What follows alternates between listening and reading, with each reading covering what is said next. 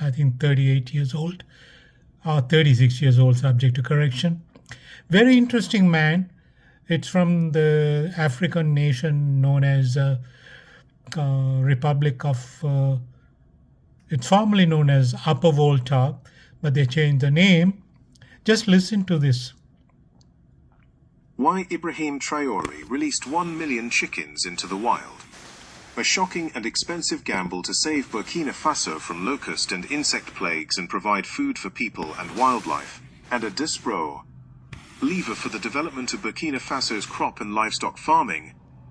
When President Ibrahim Traore announced that Burkina Faso would release 1 million chickens into the world was stunned. Even his closest advisors hesitated. Journalists scoffed, calling it an absurd experiment and a wasteful spectacle in a country that cannot afford mistakes. Critics whispered that the young captain-turned-president had finally overstepped, that his populist gestures were catching up with him. But Traore, standing before a skeptical parliament, declared with conviction, "This is not chaos.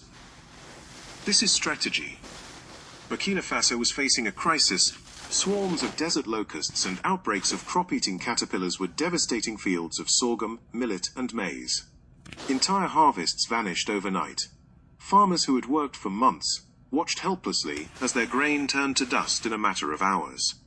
International aid organizations promised help, but their solutions were slow, bureaucratic, and dependent on expensive pesticides imported from Europe. Traore knew that relying on chemical intervention would only deepen dependency and poison the fragile soil of the Sahel. He needed a solution that was African, natural, and scalable. His answer: chickens.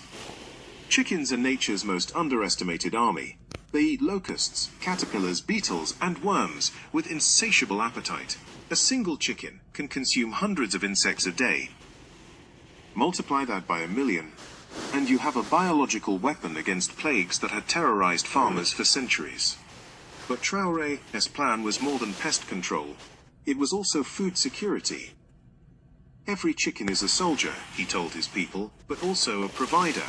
When the insects dwindled, those same chickens would reproduce, lay eggs, and provide a steady stream of protein for families. By freeing them into fields, forests, and villages, Traore was turning a pest crisis into a food revolution. The costs were enormous. Procuring, breeding, and distributing 1 million birds strained the national budget. Logisticians had to coordinate drop points